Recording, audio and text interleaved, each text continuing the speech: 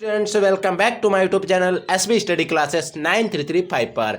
तो कैसे हो आप सब और कैसे चल रही है आपकी स्टडी। आई होप आप सभी अच्छे होंगे और आपकी स्टडी भी अच्छे तरीके से चल रही होगी। तो उसी स्टडी को और भी अच्छा करने के लिए आज के इस वीडियो में हम लेकर आए हैं क्लास 12 केमिस्ट्री के लिए वेरी मोस्ट इंपॉर्टेंट सभी महत्वपूर्ण न्यूमेरिकल्स जो आपके बोर्ड एग्जाम में, इनको हिंदी में कहते हैं आंकिक प्रश्न।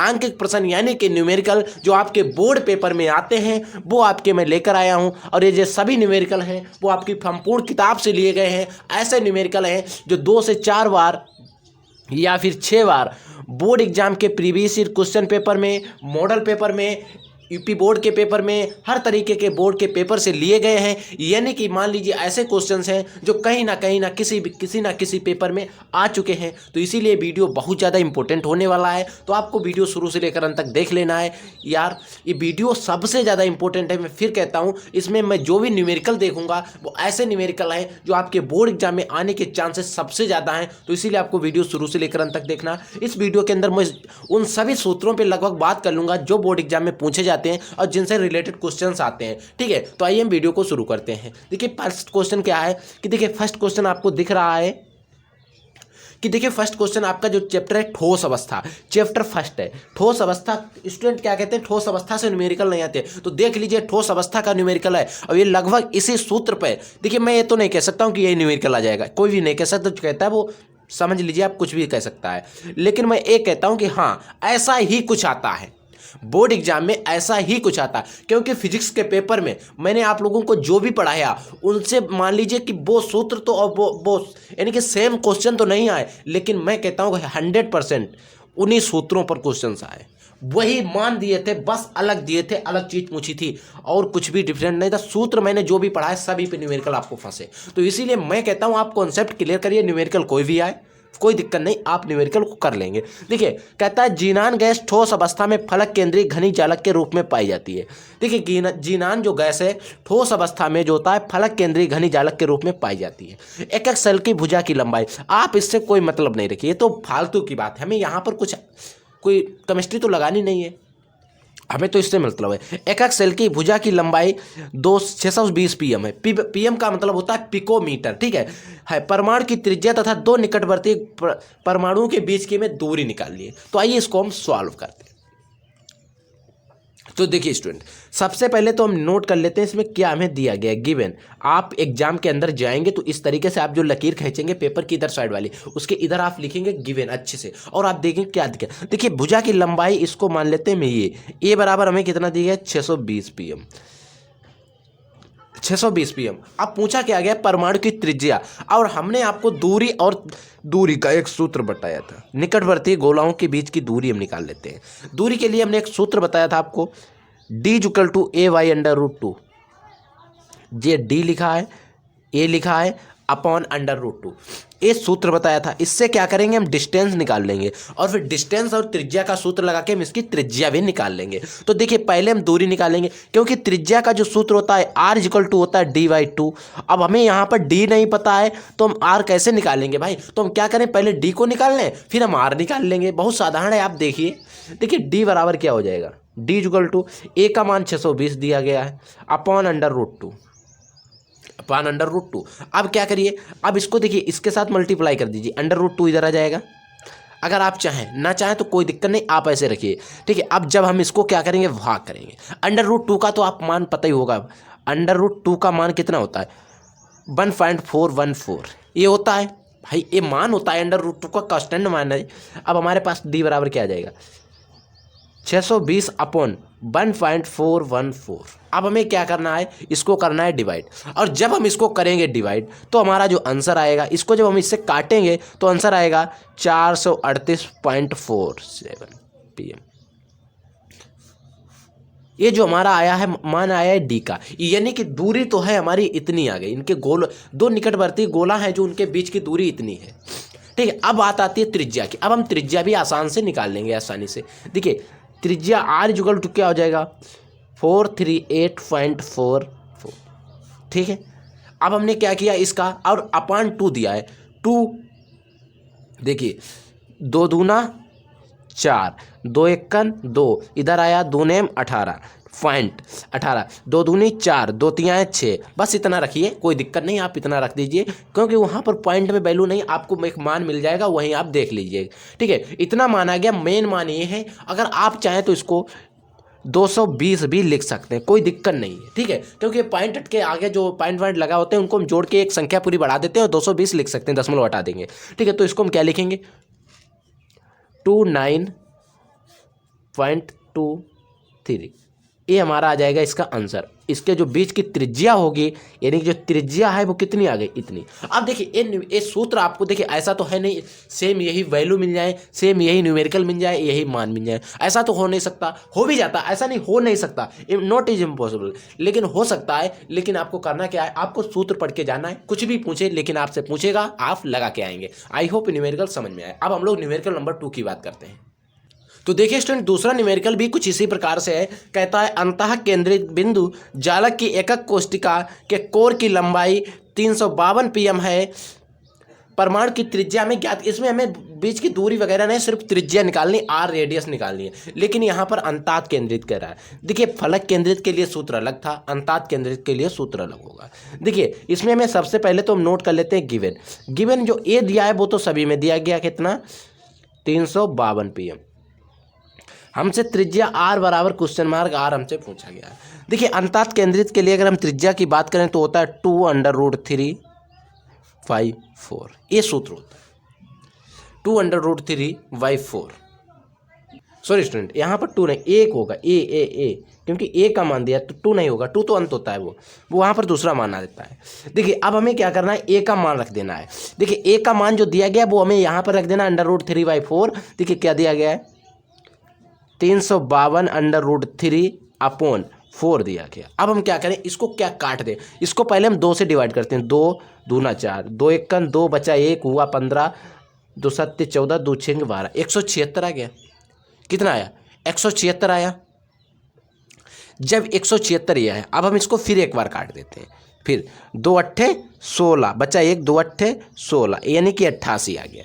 तो आर बराबर क्या आ गया, 88√3।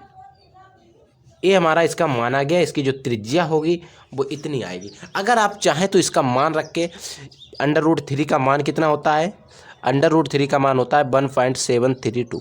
अगर हम इसका मान रख के इसकी गुणा कर देंगे तो हमारे पास आंसर आ जाएगा 152.416, ये आंसर आ जाएगा। ठीक, अगर आप इसकी 88 गुणे इतना कर देंगे तो आंसर आ जाएगा। ठीक, आई होप न्यूमेरिकल समझ में आ रहे हैं। आइए जल्दी से न्यूमेरिकल को लगा लेते हैं। देखिए स्टूडेंट, नेक्स्ट न्यूमेरिकल क्या, आपका जो चैप्टर है बिलियन, उससे न्यूमेरिकल नेक्स्ट है कि कहता है 500 ml बिलियन में किसी विलेय पदार्थ की 6 ग्राम उपस्थित है। 6 ग्राम उपस्थित है, कोई विलेय पदार्थ है उसके 6 ग्राम उपस्थित है। इस बिलियन के में क्या निकालनी, कॉन्सेंट्रेटिव, यानी कि जो बिलियन है उसके में क्या निकालनी है, सांद्रता निकालनी है। देखिए इसकी सांद्रता कैसे निकालते हैं, देखिएगा 500 ml दिया गया। सबसे पहली बात ध्यान रखिए, हमें 500 ml दिया गया। अब 500 ml दिया तो गया, लेकिन दिया क्या गया, ठीक है। देखिए 500 ml जो दिया गया है वो हमें आयतन दिया गया है। क्या दिया गया है, B बराबर, इसके आगे आप लिख देंगे गिवन, ठीक है। B बराबर दिया गया है कितना, 500 ml। लेकिन हमें मालूम है कि हमें हमेशा लीटर में, और यहाँ पर पूछ भी रहा है कि इस बिलियन की सांद्रता जो है वो मोल प्रति लीटर में हमें निकालनी है। तो इसको हम क्या करेंगे, ना देर करते हुए सीधे लीटर में बना लेते हैं। लीटर में बनाने के लिए आपको पता है हम क्या करते हैं, 1000 से भाग करते हैं।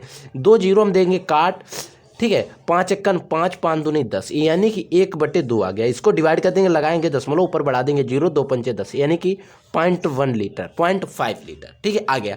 V का मान आ गया। अब हमसे बात कर रहा है कि W में कितना दे रहा है, 6 ग्राम। तो जो W बराबर दिया गया 6 ग्राम, इससे कोई मतलब नहीं। सांद्रता को सदैव हम S से लिखते हैं, तो S आ गया। अब हमें क्या करना है, एक सूत्र ऐसा याद करना है जो S और इसमें संबंध बता सके। देखिए एक सूत्र हमने पढ़ा था, S = W/B। W होना चाहिए ग्राम में, B होना चाहिए हमें लीटर में, तब ये सूत्र लागू होता है, ठीक है। तो हमने ग्राम में भी हमें वैल्यू दी गई, इसको हमने लीटर में था नहीं बना लिया है, ठीक है। तो हमारा सारे मान जो है वो क्लियर है। अब हम क्या करेंगे, अब S बराबर W का मान हमें दिया गया 6, B का मान दिया गया 0.5, इतने ही तो मान दिए गए। अब हम क्या करेंगे, देखिए इसके जो पॉइंट जो हमने लीटर में बनाया है, इसको क्या करें हम यहाँ से हटा दें 1 दशमलव और ऊपर बढ़ा दें 0, ठीक है। अब 5 से भाग कर दें, 5 1 5 बचा 0 बचा 1 2 5 दूनी 10 या सीधे 12 पंचे 60। तो यस इक्वल टू हमारा मान आ गया, जो आ गया 12 ग्राम प्रति लीटर। ठीक है, ये जो है यस का मान आ गया। तो आई होप न्यूमेरिकल भी आपको अच्छी तरीके से समझ में आ गया। तो देखिए अब हम लोग देखते हैं नेक्स्ट न्यूमेरिकल। देखिए स्टूडेंट, न्यूमेरिकल नंबर 4 क्या है कि 20 ग्राम NaOH जो है उसको क्या किया गया, 5 ग्राम विलायक में घोला गया है। तो हमें जो विलेन बना होगा, कुछ भी बना होगा, उसकी हमें मोललता ज्ञात करनी। तो हमें क्या करना है, मोललता ज्ञात करना है। देखिए हम सबसे पहले नोट कर लेंगे हमें क्या दिया गया है, गिवन देख देते हैं। तो देखिए हम पहले भी बताते हैं, सबसे पहले हम लिख लेते हैं गिवन। गिवन लिखने से फायदा क्या होता है कि आपको उससे रिलेटेड एक सूत्र ध्यान आ जाता है, आपको ज़्यादा माइंड पर प्रेशर डालने की जरूरत नहीं पड़ती है। देखिए 20 ग्राम यानी कि जो ग्राम में दिया गया उसका तो मतलब है W बराबर हमें दिया गया, W बराबर दिया गया 20 ग्राम। देखिए अब यहां पर विलायक ग्राम में घुला है, लेकिन मोललता में हमें किस में चाहिए होता है, केजी में। तो 5 ग्राम विलायक, 5 ग्राम विलायक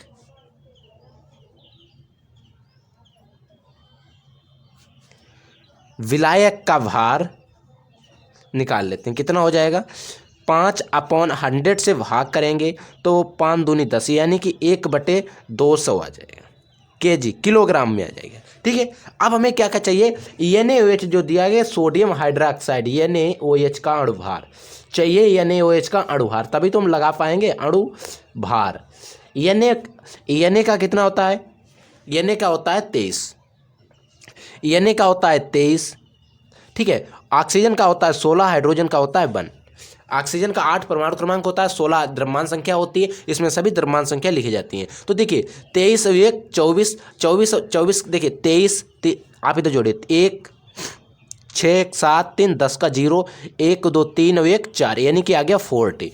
यानी कि इसको हम लिखते हैं ई का मान, ई का मान आ गया हमारे पास 40। अब हमें एक सूत्र लगाना है, सूत्र मोललता M बराबर होता है W/E × V, ये सूत्र होता है। अब हमें सारे मान मिल गए, W का मान दिया गया है 20, E का मान है 40 इंटू B का मान आया 1/200। 200 को 1 0 इससे काट देंगे, 4 पंचे 20 हो जाएगा। कितना हो जाएगा, 4 पंचे 20। अब देखिए EM बराबर क्या, ये जो 5 है ये तो जाएंगे ऊपर भाई, क्योंकि बटे में था।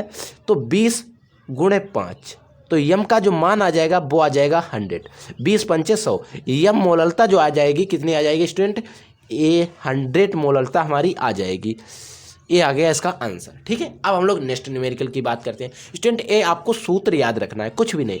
आपको मोललता में भी लगभग यही सूत्र लगता है, मोललता में नॉर्मलता में यन हो जाता है, लेकिन सूत्र सब में इस संबंध में यही लगता है। लेकिन आपको करना क्या है, आपको कोई न्यूमेरिकल नहीं रटना, सिर्फ आपको सूत्र रटने। अगर आपको सूत्र पता होगा तो न्यूमेरिकल आपके आगे नाचेगा। ठीक है, अब हम लोग बात करते हैं नेक्स्ट न्यूमेरिकल की।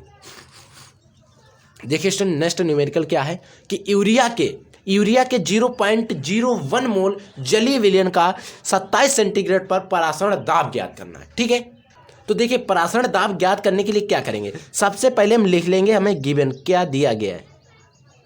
हमें कौन से विलयन की, जलीय विलयन, यूरिया के जलीय विलयन का, अच्छा C बराबर हमें दिया गया है 0.01 मोल। ठीक है, हमें दिया गया, इसमें आपको कुछ मान याद करने होंगे। परासरण दाब में हमने सूत्र पढ़ा था, पाई बराबर CRT, ये हमारा सूत्र होता है परासरण दाब का। तो हमें पाई भी निकालनी, C भी निकालनी है, क्योंकि C तो हमें दिया गया है यहीं पर, लेकिन R का मान होता है कांस्टेंट। ठीक है, R बराबर हमें कितना रखना पड़ता है, 0.0821।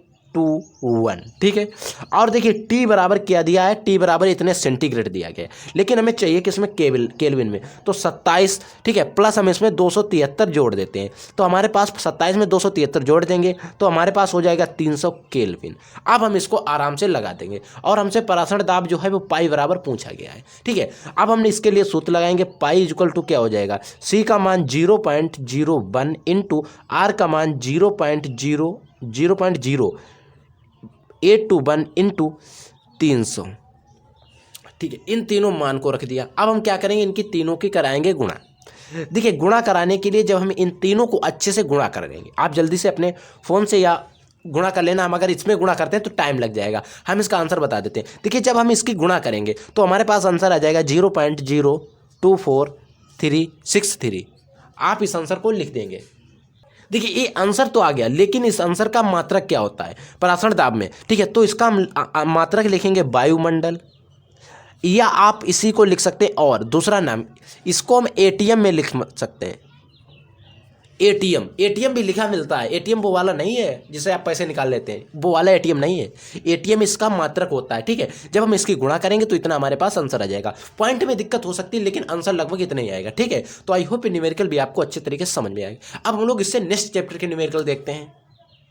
तो देखिए स्टूडेंट, अब हम लोग देखेंगे आपका जो चैप्टर है रासायनिक बलगत की, उस चैप्टर के टॉप न्यूमेरिकल देख लेंगे। सूत्र दो, उसमें दो ही सूत्र लगते हैं, एक शून्य कोटि में, एक प्रथम कोटि में। और उन दोनों सूत्रों पे सवाल देख लेंगे तो कोई भी सवाल आएगा आराम से हल हो जाएगा। तो देखिए एक क्वेश्चन है हमारे पास कि प्रथम कोटि की अभिक्रिया 60 सेकंड में प्रारंभिक सांद्रता की आधी रह जाती है। 60 सेकंड में प्रारंभिक सांद्रता की आधी रह जाती है। इस अभिक्रिया के वेग स्थिरांक की गणना करना, ये सूत्र हमने, और एक क्वेश्चन हमने क्यों लिया है। देखिए एक क्वेश्चन इसमें बात कर रहा है प्रथम कोटि की भी और प्रारंभिक सांद्रता की आधी रह जाती है, यानी कि हमें कंफ्यूज हो जाता है दोनों। लेकिन मैं बताता हूं, कुछ भी कहे अगर प्रारंभिक सांद्रता की आधी कह देता है, ठीक है, तो उसमें हमें लगाना है सूत्र किसका, शून्य कोटि ही अभिक्रिया का ही, आपको प्रथम कोटि का नहीं लगाना है। कल मैंने अपनी ऑफलाइन कोचिंग में टेस्ट लिया तो स्टूडेंट ने क्या किया, यही सवाल जो मैंने आपको दिया, ये सवाल उन्होंने क्या किया, प्रथम कोटि की अभिक्रिया का सूत्र लगा के हमें दे दिया टिप कर। ऐसा नहीं करना है, ठीक है स्टूडेंट, आप लोगों को नहीं करना है। उसमें आधे तो मान मिलते नहीं, बेवकूफ़ होगा वही लगा देगा। अगर आपके पास थोड़ा माइंड है तो आप नहीं लेगा, क्योंकि हमें ए का मान चाहिए होता है प्रथम कोटि में और एक्स का मान चाहिए, तो वो कहाँ से लाएंगे भाई, हम यहाँ तो कुछ भी नहीं है। तो साधारण सी बात है, अगर आप थोड़ा भी सेंस लगाएंगे तो हो जाएगा। तो देखिए हमें यहाँ पर टी हाफ दिया गया है, अर्ध आयुकाल 60 सेकेंड दिया गया है, ठीक है। अब हमें सूत्र क्या पता है प्रथम शून्य कोटि की अभिक्रिया का, के इक्वल टू क्या होता है 0.693 अपॉन टी हाफ। लेकिन बात क्या है कि टी हाफ तो हमें दिया गया है, के हमसे पूछा गया, तो कोई दिक्कत नहीं, ए इधर चला जाएगा और ये नीचे आ जाएगा। तो हाँ सही है, ऐसे ही लगेगा स्टूडेंट, ठीक है। हमने सोचा टी निकालनी है, तो 0.693 अपॉन टी हाफ का मान दिया गया 60 सेकेंड। जब हमें 60 सेकंड दिया गया तो हम क्या करेंगे, ऊपर से दशमलव हटा देंगे, 1 2 3 संख्या के बाद उतने हम नीचे जीरो बढ़ा देंगे। जब हमने उतने नीचे जीरो बढ़ाए, इन जीरो को ले जाएंगे हम ऊपर ले जाएंगे तो 693 इंटू 10 की घात -4 हो जाएंगी। देखिए इन जीरो को मैंने नीचे लिखा तो मैं ऐसे लिख सकता हूँ 10 की घात 4 के रूप में, लेकिन जब ये 10 की घात 4 ऊपर जाएगी तो 75 होगा, तो हो जाएगी किसकी, माइनस की, प्लस की होगी तो माइनस। अब बचा 6 से भाग करते हैं, 6 बचे इसमें 3 भाई 33 6 पंचे 30 115 है ना, 115 इंटू 10 की पावर -4, ये आया हमारे पास के बराबर वेग स्थिरांक।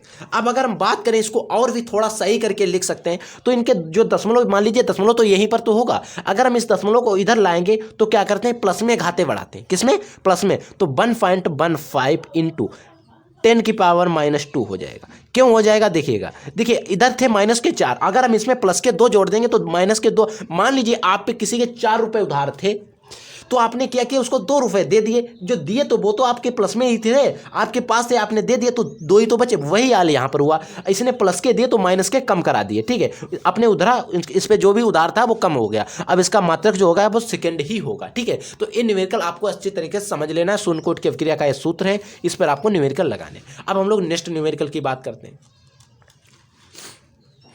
देखिए नेक्स्ट न्यूमेरिकल क्या है कि एक प्रथम कोटि की अभिक्रिया है, 50% पूर्ण होने में उसे 10 मिनट का समय लगता है, और अगर उसे 100% पूर्ण होना हो तो वो कितने समय में पूर्ण होगी, ठीक है। आइए अब इस सवाल को हम अच्छे तरीके से शानदार देखते हैं।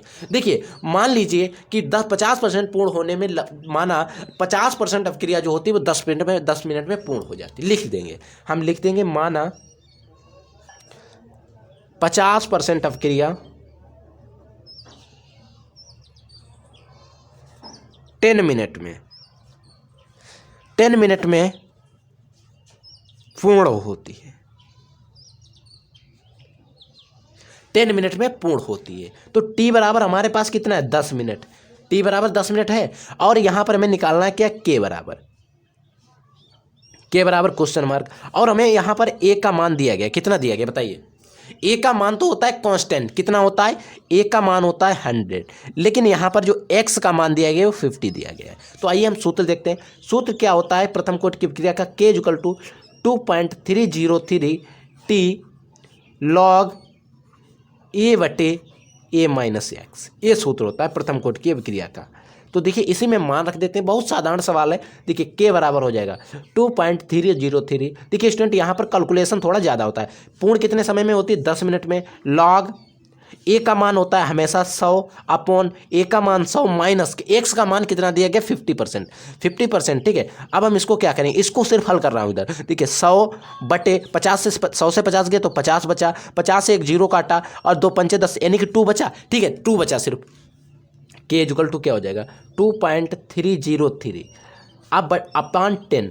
अब देखिए यहाँ पर लोग तो हमारे पास पहले था, अब लोग जो आ गया 2 आ गए तो लोग 2 हो गया। अब हमें क्या करना पड़ेगा, लोग 2 हो गया अगर तो लोग 2 का मान रखना पड़ेगा। लोग 2 का जो मान होता है वो आपके कितना होता है बताइएगा। लोग 2 का मान होता है 0.3010। कितना होता है 0 पॉइंट, आप इधर लिख लीजिएगा, ये लो जी लॉग 2 का मान 0.3010।